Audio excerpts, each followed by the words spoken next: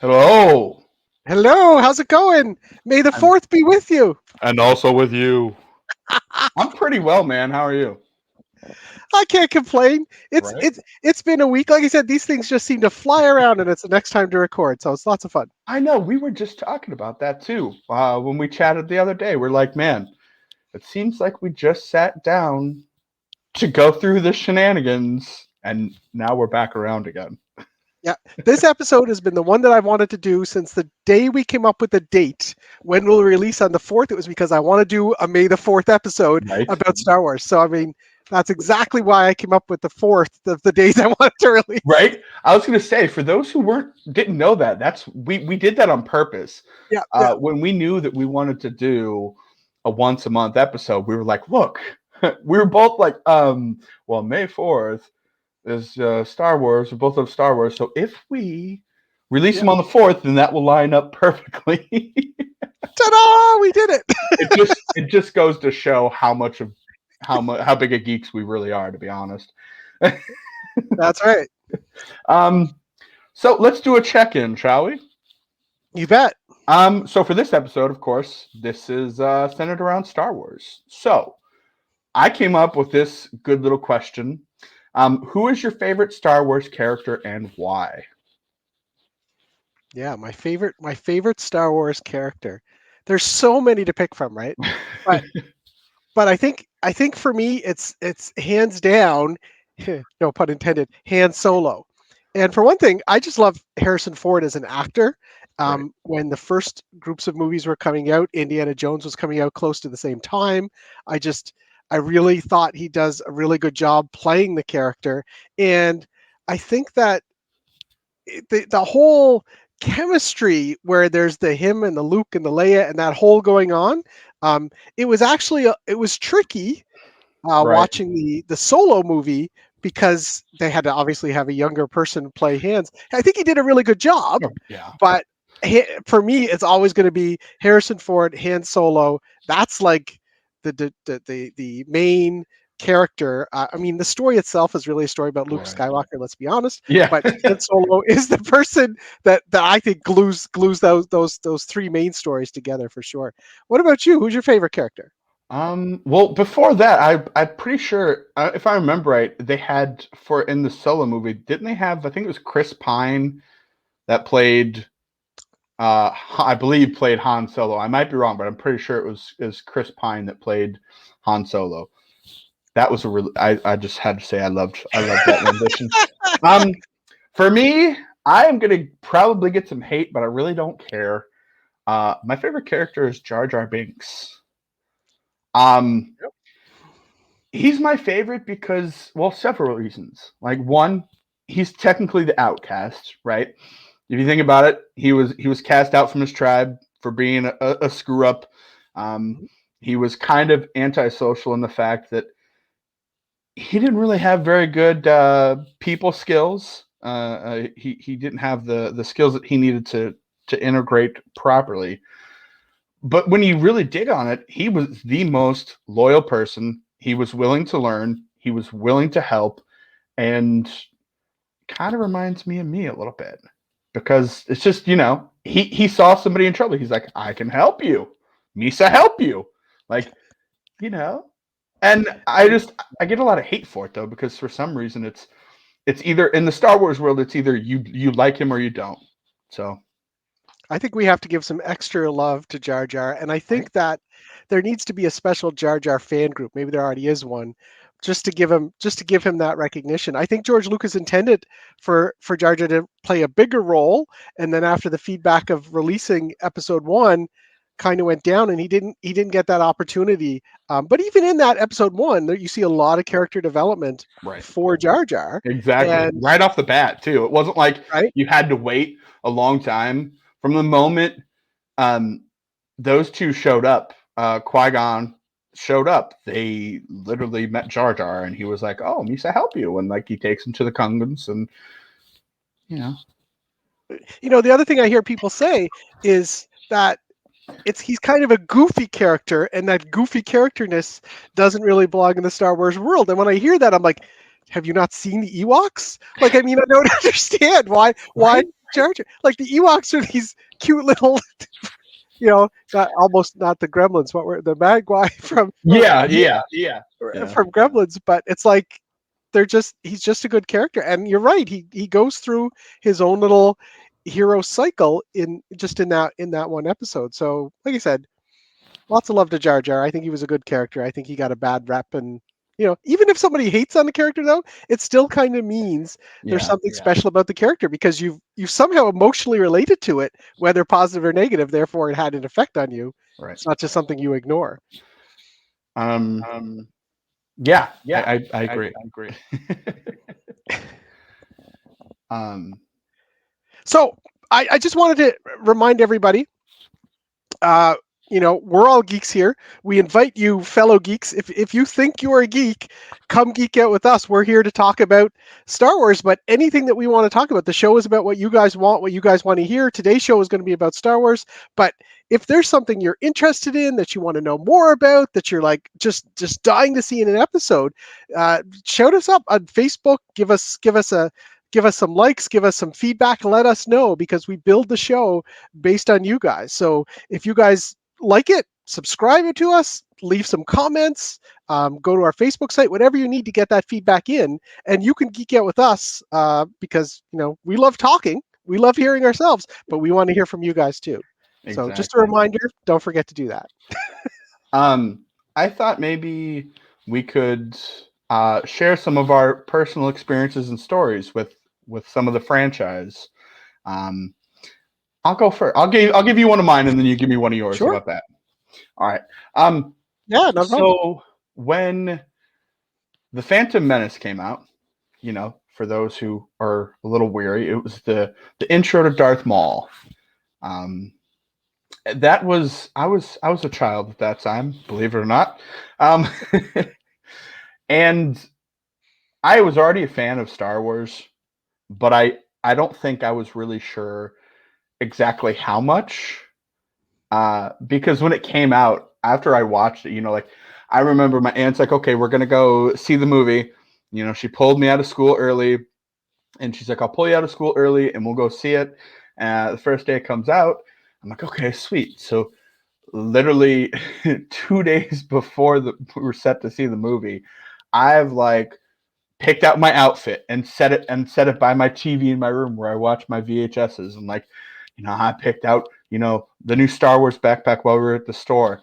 And I knew I got made fun of because, see, I had to get the big duffel bag backpack, even though I knew it wouldn't fit in my locker because it had Darth Maul and it had a Land Cruiser and it had so many different cool aspects. And at that time, think about it. This is like early 2000s. So like it was all the rage to who had the coolest backpack and who had, the Yeah. newest this. And after seeing that movie, it just made me fall even more in love. But I ended up, and I think I told you this story too.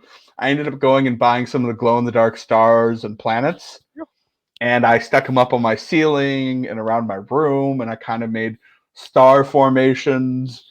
And I was just like, okay, well, this is something I can relate to, and I can get behind. That kind of gives me something to distract me from the world. And so I went hands deep, and I fully immersed myself. So that was like my first big like. I always knew I loved Star Wars, but that just really reinforced it. And I was like, that's when the obsession truly began. To be honest, like it was hardcore. I was like, okay, every night before I went to bed, it was one of the movies. Um, so yeah, what do you got? What's the story that stands out to you? I'm going to tell it in a minute, but one of the things that made me think of is when I went to see the Phantom Menace. Mhm. It was interesting because there was a lot of people there that were adults, older adults with their children, taking their kids to see it because in their mind they had grown up with Star Wars and they were trying to give that same experience to their kids Yep. that they had when they were kids. So they're almost trying to relive their youth through their children. And there were so many younger people now being brought into the Star Wars franchise. When I when I get into Star Wars, I don't remember the first episode. Like it was, I would have been too young just to get Right. into the original theatrical release, but I did watch it on the old VHS cassette tape. So my first intro was on VHS cassettes, and then they remastered them and they re-released them into theaters. So my first real experience was going to in my university days, going to see the re-release of each of these movies. Right. And the thing that pops out in my mind, I lived about 4 kilometers. I guess that'd be about 2 miles. I don't know if I'm Yeah, doing that right, but a couple of miles away. yeah, a couple miles. And it was a snowstorm. It was released around Christmas season, and we had somewhere close to 2 feet of snow. And I had no car; I was just walking, and I had walked this in this snowstorm coming down, just soaked like with this walking in through the trail with the snow up to my legs, because it was literally like the scene from is it the Empire Strikes Back where he goes out into the cold and he's got to get Oh I was yeah, hoping yeah. somebody could use their lightsaber to cut open so that I could keep myself warm because I'm freezing to get in there. And like I said, the most amazing thing is when you see it in theaters, because I had never seen it in theaters, and the audio comes on, and of course we can't play the intro music because I of wish we copyright could. issues. But I wish we it's could. like this doo doo, and it's just like right in your ear, and it's everywhere, and it's just like wow, like you're just taken in. Right. And yeah, that's probably the moment that stands out the most in my mind because of the experience of what I went through to get there and the idea that I had never seen it in theaters. And in my mind, I'm like, is that going to be a big deal? But it was huge. It was like such a big thing. And then that, of course, helped with the production of the prequel series because they were trying to promote that, get more people out to theaters. It's actually the first time I remember that they re-released something to theaters. They may have done it before with other movies, but it's the first time that I remember that they're like, we're going to bring this back. I mean, Disney does it all the time. They're like, Right. now Disney owns Star Wars, but they didn't back then. Right. But anyway, Yeah. bring it back in to bring that up. And like you said, I never owned any of the merchandising. Not that I was against it, just we didn't have a lot of money growing up. But I think that if George Lucas, I believe when he first signed on to things, he didn't make a lot of money off of the movies based on the contract deal, but he said, "Look, I want the merchandising rights," and they're like, "Sure, whatever." And he basically got rich off the merchandising of selling you that that duffel bag Yep. backpack. That Yep. that was money in his pocket so that he could make the rest of the movies. Yeah, I think too. He was so smart in doing that because he kind Yeah, of. I mean, don't get me wrong. There are probably other franchises and other movies that capitalized on what was then, the materialistic yeah, boom at that point. But he had the forethought to be like, okay, I know I'm going to owe them some money for this budget, but if I can get the rights to this, the toys are going to sell and sell and sell, and they're going to keep making them, and they're going to keep making new versions, and they're going to keep basically, make myself rich and yeah. continue to do things. So, um, one of the next things that I wanted to talk about today that is very highly debated in many aspects in many circles, which I think goes without saying is for any franchise, to be honest, and that's the best order to watch the movies. uh so I personally I watch them in the order that they came out, to be honest, because in my mind that's chronological. But it's the theatrical release order, right? The Yeah, order that you got theatrical in the release order. theaters. Um, Right. but I after we had our conversation and we're like, we want to talk about this, I went and pulled up a list of what it's a website called pocketlint.com, and they released the chronological movie order of their dates and what it should be. So they start with episode one, The Phantom Menace, which released in 1999. And then they jump into episode two, Attack of the Clones in 2002, Revenge of the Sith, episode three in 2005. And then they say they're going to Solo in 2018, Hmm. Rogue One in 2016. And then they got A New Hope from 1997. And then Empire Strikes Back in 1980, Return of the Jedi in 83, The Force Awakens in 2015, The Last Jedi from 2017, and then the last one they have on the list is Rise of Skywalker for 2019. Right. How does that list stack up for you? Would you agree with that, or would you change something? Well, I'm gonna answer a question with a question. If you think of the Star Wars movies, if you go Right. back and you think about them, what's the one biggest moment that was the most shocking to everybody who's ever watched Star Wars? I know it's a spoiler, but what's the biggest thing that people think about? Would you think? Darth Vader. Darth Vader, and then what does Darth Vader say?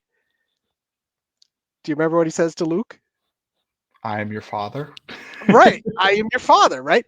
So if you're in the theater watching that episode and he's like, my father, and then Darth Vader is like, I am your father, everybody's face in the theater drops, right? They're like, right. And so if you watch them in the order that that's chronological, that entire jaw drop is lost Right. because you see the whole thing. So if you've never watched it before and you watched it from the start, that you're not going to get that jaw drop. It's completely lost because you're like, of course he is. We just seen that, right?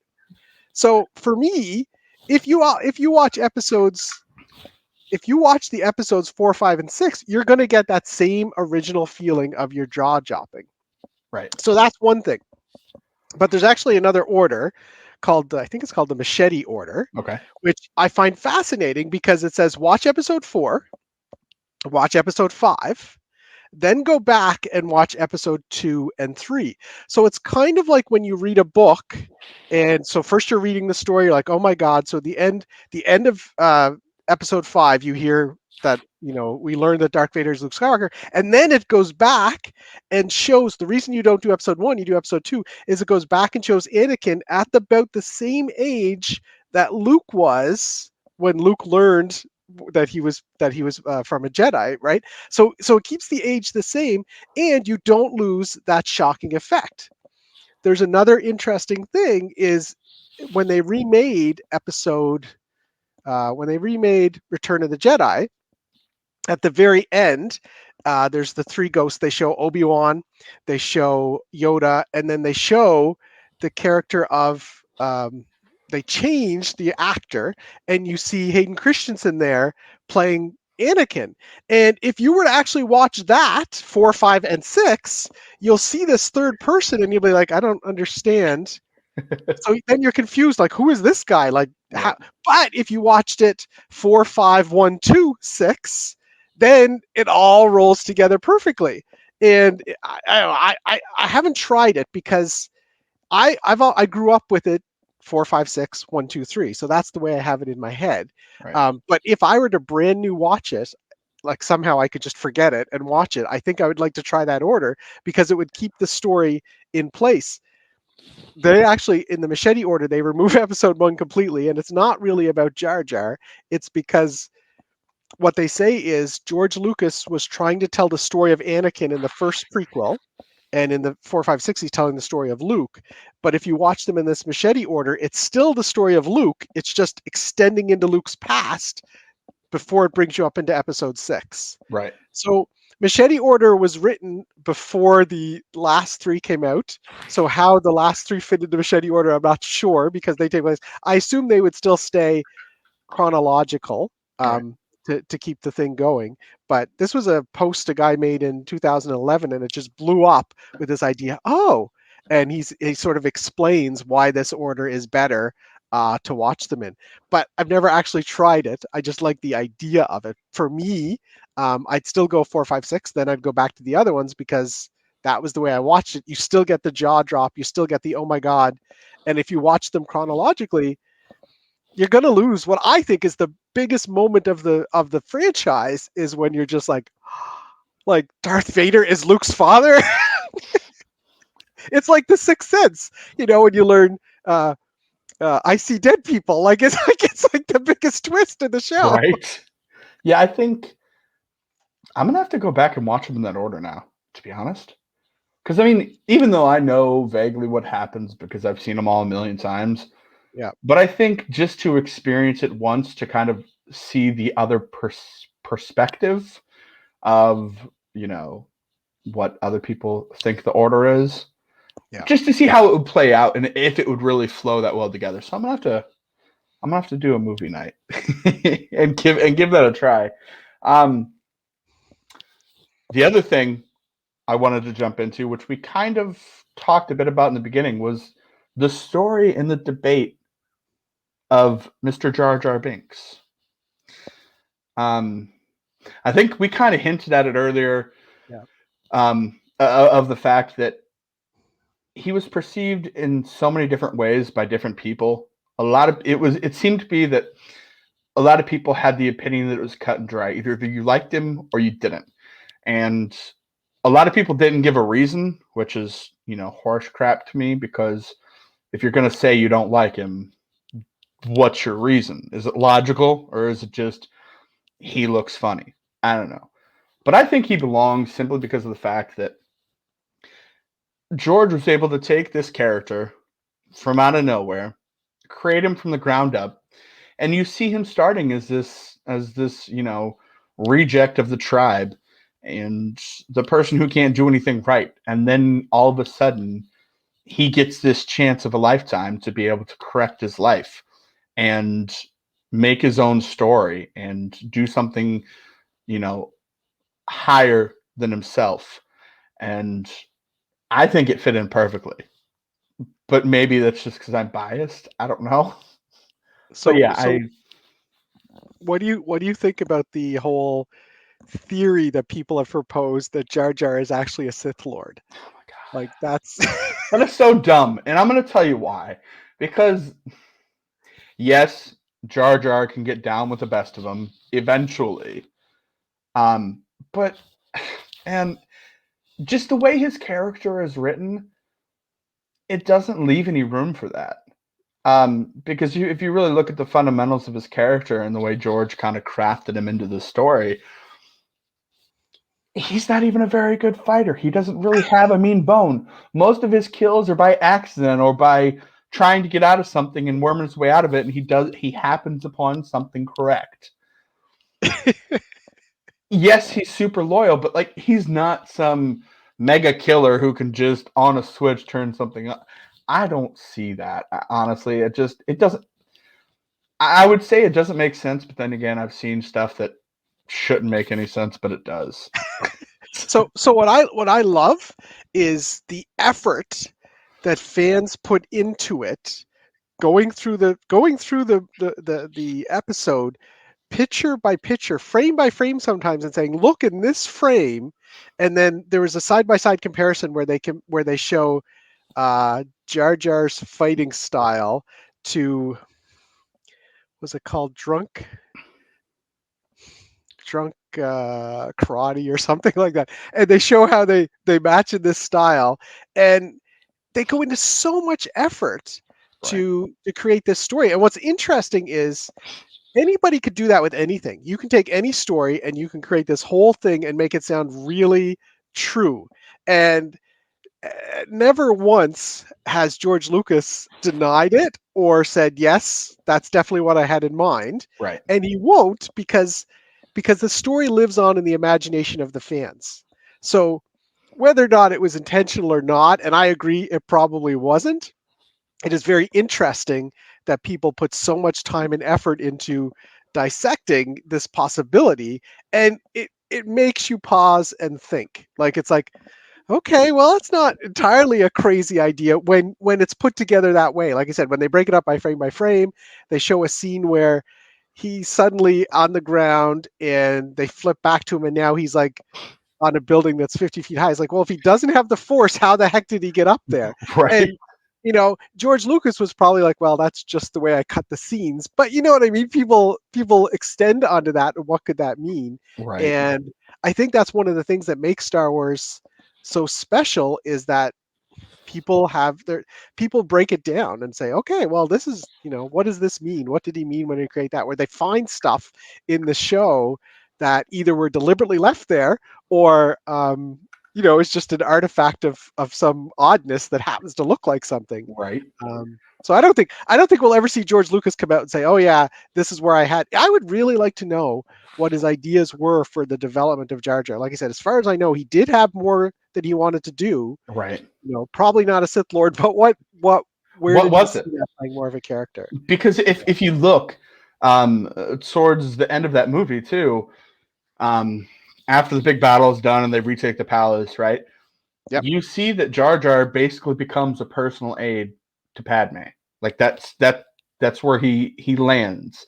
Um, so I think it would be interesting to see, because does he stay in that kind of protector attaché position, or does he get welcomed back to the Gungans and they live in their underwater world? What happens? Yeah.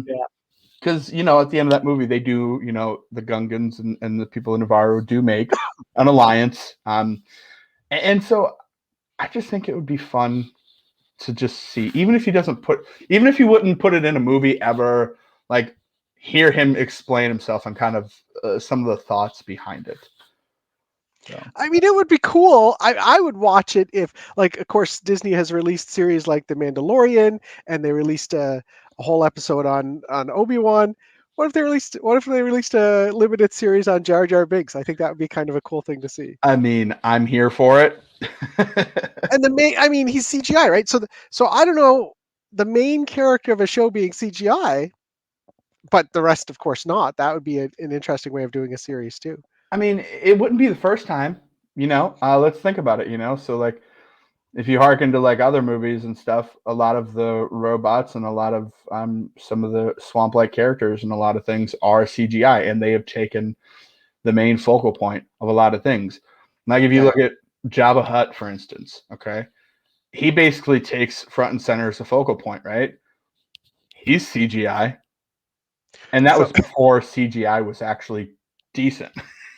so what's interesting about that, the original scene, uh when he's in the cavern and Luke comes in, right? Right. That's a lot of that is done with puppeteering and very well done.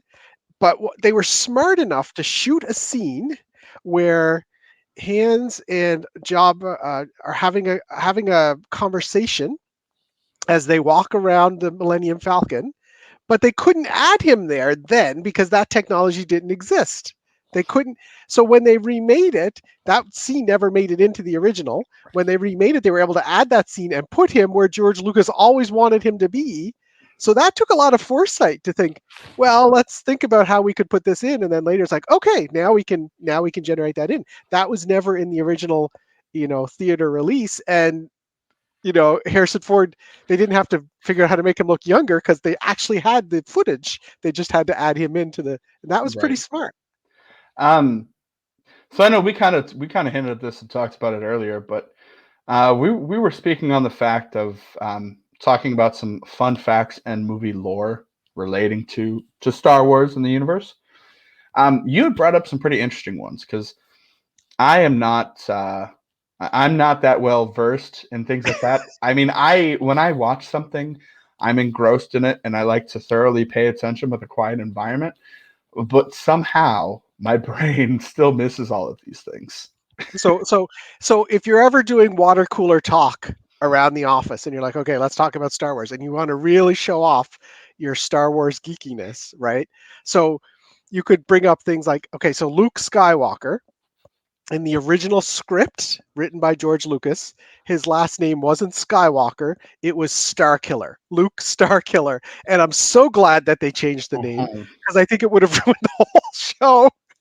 Like, Starkiller? Like, is he a bad guy? Like, to me, if that was his name, I would think he would be playing the person destroying the planets with the Death Star It's because he's the Star Killer. it's so But funny that you say that too, because for those who don't know, George Lucas, shortly after the movies had finished, the first couple, when he built his home, he built his home on a ranch, and he named Sky, it Skywalker Ranch.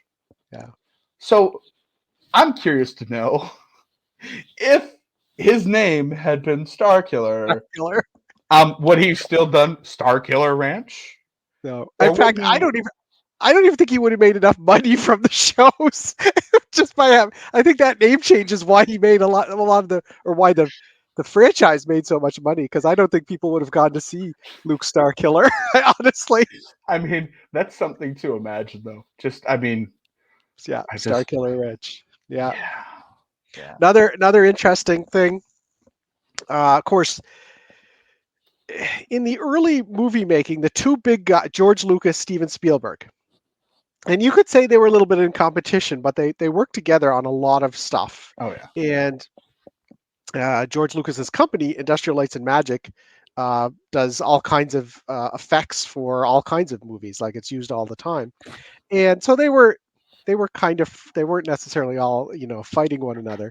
But what's interesting is when Steven Spielberg made E.T., there's a scene in E.T. where it's Halloween, and uh, E.T. is wearing, I think he's the ghost costume. But in the background, you see a person dressed as Yoda in their Halloween costume, and they're walking by. And that was him giving a nod to George Lucas, saying, "Hey, I've used your character of Yoda in the background of my scene."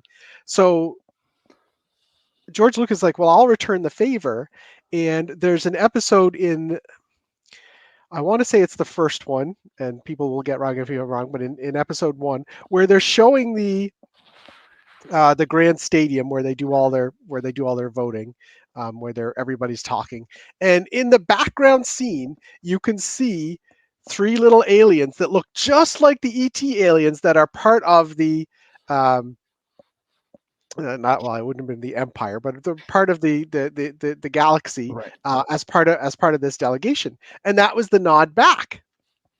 Another interesting thing is Indiana Jones. I was saying before, Indiana Jones came out around the same time, or very close, within a few years, right. as the Star Wars movies. And there's a spot in, again, Harrison Ford, where in the background you can see some hieroglyphics. And if you look closely, the hieroglyphics actually have a picture of C3PO and R2D2 as part of the hieroglyphic images. So That's there's great. all these little things that were deliberately put in there that you can pick out. Um, there's another one. Oh, Star Wars. Star Trek has some Star Wars stuff in it. Yes, There's yes. there's some scenes where, for example, the Millennium Falcon is helping the Enterprise fight the Borg, flies by. Again, I think they subcontracted out to Industrial Lights and Magic, so they stuck the Millennium Falcon in there for a few frames. Right. And there's one where you actually see some space debris floating off, and the space debris is actually look R2D2. R2D2. Yes, I knew about that one. My friend Kate told me about that. I was actually doing an interview with her, and she Yeah, was like, "Oh, hey, did I don't know if you watched that one, but she was like, "Oh yeah, well if you look real close, you'll see an R2D2 flying by, but you have to pay real close attention because it goes by pretty fast." And I was like, yeah, I went back and watched it, and I had to freeze frame it. I had to like slow as you could possibly put it yeah. to catch it because it goes by quick, but it's there. And So, like I said, that's stuff for the hardcore fans yep. to pick at those things and be like, "Oh, that's cool. Oh, did you catch this?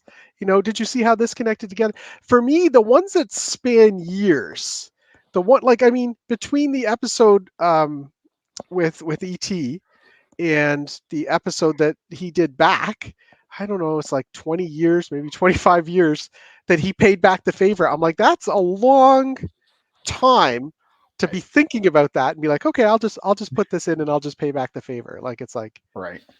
yeah. Um, I was going to ask you too. Did you get any questions for the Ask a Geek segment this episode? No, we did not. If you do have any questions though, and it doesn't have to be about the show or any topic, definitely post that. What we do is we release a post on our Facebook page saying, "Hey, ask a geek, what do you want to ask?" And then we will talk about it, and then we'll have a little chat about what that thing is. We didn't get any this week. However, um, if there's anything anybody wants to talk about, like, let's say you think in your mind, "Hey, how did hyperdrive work in Star Wars?" We could talk about it on the next episode. It doesn't Right. have to be on this episode. Like, you might hear something interesting, or maybe you want to correct us. Maybe you want to say, "These are the mistakes you made in your episode." Just post that. Let us know. Right? Maybe we'll give you some shout outs back, depending on how you word it to us. Yeah, and I think that's also too, guys, why we keep the Ask a Geek towards the end, because then if we missed something that you guys asked us, we can answer it, and it doesn't kind of seem too out of place because we're running it down at the end of the episode. Um, and as far as our segments of the Geek of the Week, so if you interact with us on Facebook or YouTube, you're commenting, and we're constantly seeing your name.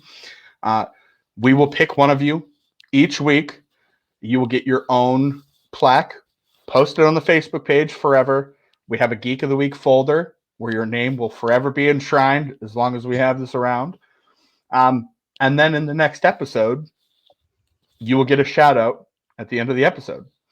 So this week we have Tyler W., Randall L., and Kelly W. Kelly's our new one. Yes, Kelly is our new one. We saw a lot of repeats this past month, but that's okay. We're still really new, so we're just getting our bearings on things. But thank you guys for taking the time out of your days to interact and share your thoughts and give us feedback on how we've been doing things so far. I would say we crafted a pretty good Star Wars episode. Oh yeah, I mean, you could go on for forever, right? We could talk about all kinds of things Star Wars, but I think, like I said, the idea is, what's your imagination take you? Where does it take you? What are the things that does it make you think about? You know, huge fan of the franchise, huge fan. Exactly. I mean, it's just remarkable. And if you haven't watched it, because new people are being born every day, getting introduced to Star Wars that have never heard it before, watch it in machete order, then come back to us and be like, okay, this really made a lot of sense to me, Right. because I'd like to know how well that works. And also, if you guys happen to forget the machete order, I will have Brad. You can make a post on our Facebook, and Yeah, for sure. we'll release it. I'll jot up a post and I'll release Yep. the list episode, and you guys can spark a debate, see which one you guys like best. I'm really excited for you guys to hear the next couple episodes because we've got some pretty cool stuff planned for you. So stay tuned, hang out, drop a comment, and see what happens. It has been fun, my friend. It has been It fun, has. as always. Until the next time, take care of yourself. And may the fourth be with you. And also with you. And the force. Yeah, and the force. Both of them. We can't. One. It's not like it's a situation where it's one or the other. It's both. All right. Take care, man. Take care.